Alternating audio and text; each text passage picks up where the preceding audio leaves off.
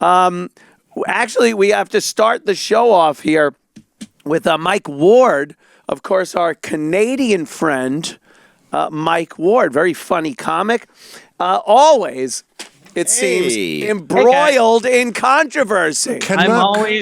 I can't be in New York right now because I have to wear my ankle bracelet. You're Monitor, whatever it's called. You are just always in the shit, and it is funny to us Americans because no matter how much we gripe about it and bitch and complain, we do have a First Amendment right here, and it is very tough to just arbitrarily rip it away from people without some kind of fight. And there's a lot of support in this country for people's right to free speech, even though the news tends to show you the contrary. Canada, places like some guy, I just read this today in Ireland, a guy just got put in jail for 18 months for posting himself ranting about Islam on Facebook. So he goes on this rant about Islam, boom, he's arrested, thrown in jail for 18 months. And we look and think, oh, I got banned from Twitter, which I have been. I've been very angry about it. It's their policy and everything. But the good part is we're not going to jail quite yet for what we say. See, but he had his dick out.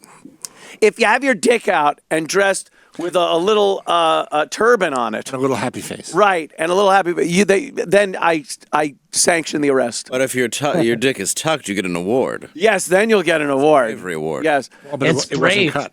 Yeah, so Mike, you... of course, it's this case that's just been going on forever, it seems. Fill people in. It's a joke I did about 10 years ago.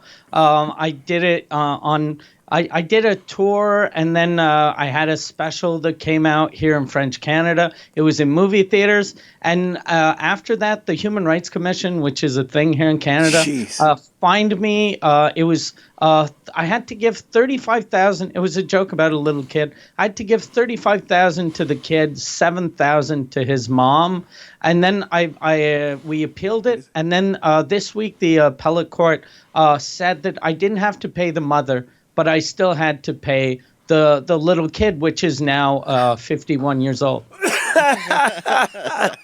So what's the joke? We got to hear the joke. It was about this little kid. He was a famous. Can you say it though? Where you're at?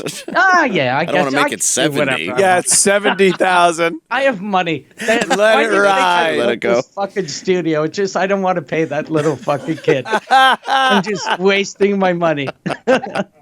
No, it was about a little kid who was he was a Make-A-Wish Foundation kid, and he became famous because his dream was to sing for the Pope. Then he sang for the Pope, and then it was front page news here. And then he sang for Celine Dion. Then he wrote a book, came out with a record, and then like 4 or 5 years went by. He came out with another project, and the joke was, why isn't he dead yet? Wasn't I love it. The fucking That's worth $41,000. Yeah, and then it was this weird rant about how I had tried to murder him. Murder him. Died.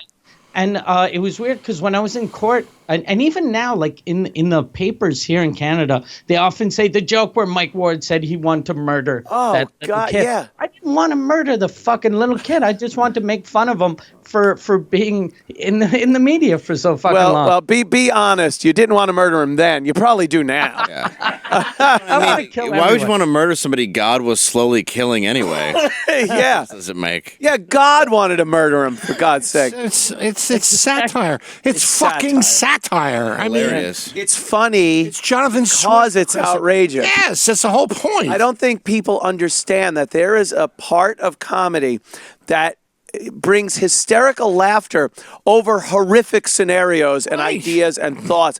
And some people they can't get past that. They think you literally mean kill someone or wish death on them. You didn't threaten them. No, there wasn't even a threat. It was it's funny because if you're hearing the story as anybody, in your head you're going, wait, if it was Make-A-Wish 5 years later, you might not be like, geez, as blunt as, shouldn't he be dead? But you're thinking it, and Mike brings that out, says it. How did the crowd react when you said it? I used to get a huge applause. Of course, like it killed. It's fucking funny. That's what I hate. People are going, "Oh, that's not funny." Of course, it's not funny. It's hilarious.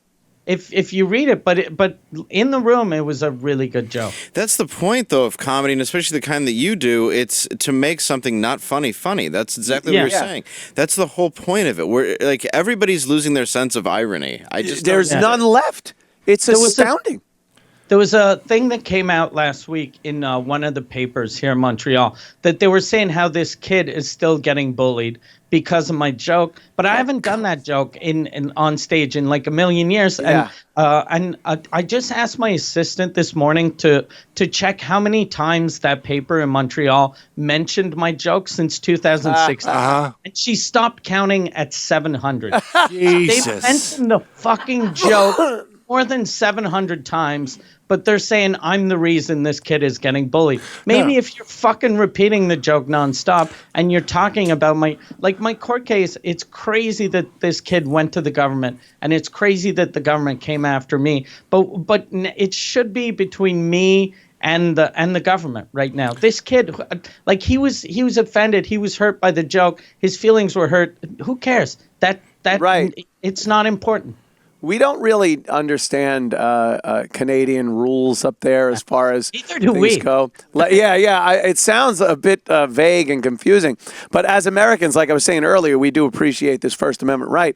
And so when we hear things like this, we don't know. I start getting the impression that every comic that goes up on stage has to worry now about being fined $35,000 if he tells a joke about someone. Is that indeed the case? I don't think so. I don't think it's so. Why you? I think they were trying to make an example out of the same thing as like the government always does that. They find one guy, make him look like a monster to scare the other ones. But I think free speech is dead in Canada. I think, but I'm fighting to keep it. It's a noble battle. I got to tell you, Mike, because. Look, I know I've talked to people. I've seen it. You can't walk around up there without being recognized. You're a very famous guy. I did his show at Montreal, and because I look a little like Mike, people kept wanting my autograph. It's hilarious. Hey, the guy is fucking famous, and rightly so. Like I say, he's a very funny guy. Dave Landau in Montreal because he kind of looks like me. Yeah, like he's the one who murdered children. He's the one that makes fun of that alive kid. Maybe the kid's getting bullied because he's just a little douche. Yeah, it sounds like if he's pursuing this, he is a douche. Or his mom, $7,000. But I know that messed you up a little bit when it happened because having these people come at you is going to fuck with anybody's head. But is at least not knowing you don't have to pay the mom a bit of a win? It is a bit of a win. And now, like I found out, I just came back from my lawyer because we're taking this to the Supreme Court. And I told him, like, if we win, I'll be really happy because it'll set the right precedent. But if I lose, I'm not going to pay. And I was like, what happens if I don't pay? And do I go to jail? Do they seize my house?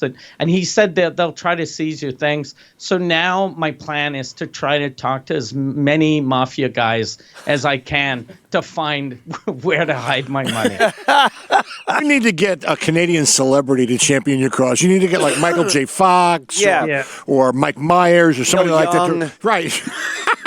Why you could write a song about it. Talk about the kid. Yeah. He should be dead by now. Yeah, he could sing a little tune. It's just crazy. But like I said, you're very famous. You have the money. I know you have 35 large to hand over to this kid, and this goes away. But it is good that you're going through not that you're going through it, but that you're following through with this because it needs exposure. That people are being fined and threatened for comedy. In Canada, they treat comics the way they treat homosexuals in Saudi Arabia. Oh, wow. They suck their dick? That good? it's that They have good. real young ones that drive them around? Right. Is that what happens? You guys are lucky. But this is the thing I want Americans to realize how lucky you are that you have the First Amendment. And everyone's like cancel culture is so fucking big right now in America that everyone's trying to get everyone fired. But good thing there's still people that realize that free speech is important, and it's not a right or left thing. Like a lot of times now, people are trying to make it like it's only the right that's for free speech, but the left should be for free speech too. It's for everyone. They should absolutely be. I see too many examples of college campuses protesting, pulling out the PA cords for a speaker if they're conservative. And colleges used to be the bastion of free speech. That was where you went. Liberal ideology is all about free speech. This is the actual liberals like free speech, open debate, conversation, and then you get these pseudo-liberals that they don't know what liberalism is. They're usually millennials who their parents were a little more conservative, so they're rebelling, and they want to shut people up. They don't even want the argument heard, and then they label it hate speech, and say that there shouldn't be a First Amendment for hate speech, but then they can't even define hate speech without it being some vague opinion instead of this concrete thing. They don't take intention into consideration. No. It's like you weren't intending to suggest that you wanted this kid. You said, "Why isn't he dead?" Why isn't he? I mean, that's not like a threat. That's not like he should be dead. But or everyone was wondering. Exactly. Everyone was thinking the same thing. You crystallized the world's thoughts. Yes. And you're being punished. You crystallize the world's thoughts. That's why you give him a wish, because it's his last. It's his last wish. Exactly. He should have gone to Disney World. You don't get a 10-year anniversary of your Make-A-Wish. No. It's not supposed to happen. And your wish is to sing for the Pope? It's not to, like, get Pamela Anderson to motorboat you? Oh, see? That's a shitty wish, Yeah, that is a shit wish. Sing for the Pope. I have to say, he doesn't have that great a voice. Yeah, because you say, oh, he's a little weak in the week. A little flat, but, you won't be around long enough for lessons for the voice. Some priest will now pass you around. Pass the boy around. Like the fucking gold telephone in Godfather 2. They're like, he's still alive. He's going to be able to tell people now. Yeah. What? Apparently, priest semen is medicine. Yeah. What? So what's next in this whole debacle? $40,000 now. I know, right? Yeah, it's right now we're trying to get this to the Supreme Court of Canada, and if that doesn't work, we're gonna get it to the international courts. Wow. In the Hague. Just because this is crazy. There's something that happened. I don't know what the fuck happened in Canada and the UK, but something fucking happened, and we need to change it back. I got one word for you, Mike. Defect. Oh yeah, there you go. I Come should. across the border. Join us in our fight. No, it's good that you're we welcome immigrants. Away. Yeah. What's odd though is I've always loved Canadian audiences, and that when did this start? I had no idea there was even these rules put in place. I mean, not the audiences. You're really the first one, though, right? Amazing. Yeah, the audience is incredible. Yeah. Like even like my tour that's on now, like the crowds are insane. There's always a lot of people. They fucking love the darker you go, the more they love it. But there's something weird. It's like a small, super vocal minority kind of took over of Canada. That's what's happening here. Also, it isn't the majority of people understand comedy. They go and see shows where people, Louis C.K. is touring. And he's packing places out, and this is worldwide. He was just in Israel, and the New York Daily News or the Post, one of those fucking rags, they posted Louis C.K. tells Israeli audience New York worse than Auschwitz. He'd rather be in. Yeah, he'd rather be in Auschwitz than New York. Now, it's not like he hopped off the plane in fucking Tel Aviv and just started yelling at the crowd that he'd rather be in Auschwitz than New York City. It was an audience that paid to see him in a venue that they knew he was going to do comedy. And that's why they don't even present it honestly, that it was that. And the audience laughed their ass off. Completely out of context. Of course. They want to make it seem like it was a doctor during a diagnosis telling you this joke. Yeah, he also has Jewish heritage in him. Yeah. So he's, free to say whatever the fuck he wants. Just put comic tells joke and everybody can get fucking upset about it. Why even specify now? Comic tells joke. That was the headline they should have posted. Yeah. Comic tells joke. Like, I can't believe oh my goodness, that's shocking. Shocking. But it is. And the audiences, the real audiences, are annoyed at the whole thing.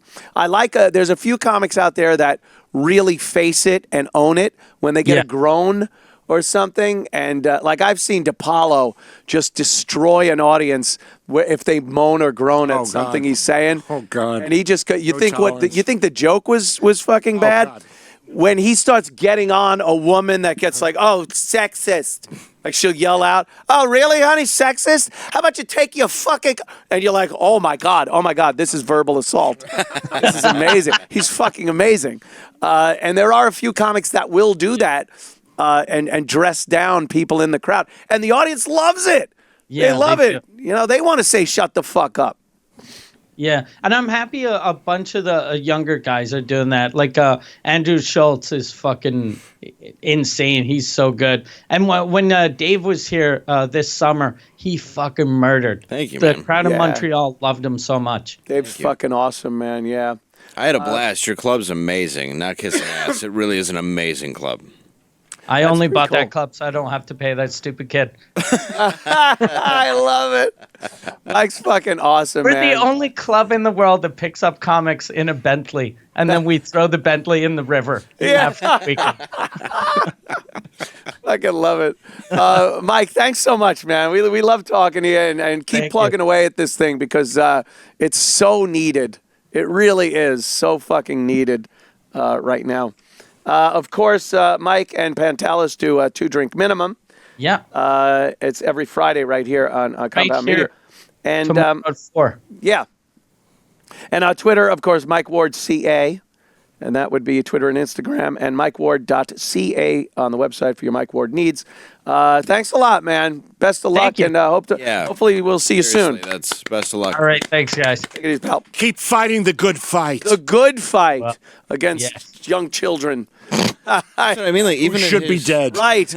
Children who should have been dead long ago. Even at his shows, me, him, and Pantelis, and it's like easily I could have offended half the country with the shit I was saying on the stage. You know, so it's just interesting to see how this one thing that I wouldn't even say is an offensive joke, really. It's not. It's one of those crazy funny to me. There is like an element to comedy, and I see so many people bitching, and they don't understand sarcasm, parody, things like that.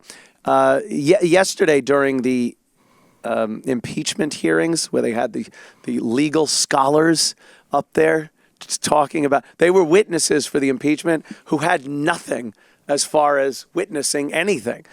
They were asked point blank by Jordan, I think it was, or the other guy. Do you have anything? If you have any information on Trump doing what they said he did, why they're impeaching him, raise your hand. And they all just had to sit there because they don't have anything. All they were doing was pontificating their obviously liberal bias about that. But here's my point with comedy. The woman that was testifying, she still was going with this whole diatribe about Trump asking the Russians to affect the election. Like when he went, hey, Russia, if you find Hillary's emails, give them to the media. They're looking for them, you know? And they're still framing that as if he, on national television, while everyone's watching, decided to try to collude with Russia to affect the election. So they don't even describe what was said. They just say now, well, and in 2016, when Trump asked Russia to help him win the election, they're like, it was a joke. It was such a joke. And how do you not say it at that? And it's so dishonest to present it like they are presenting it, that he asked Russia. It's like saying, you know, oh my God, he was questioning a chicken as to why he crossed the street. It's amazing.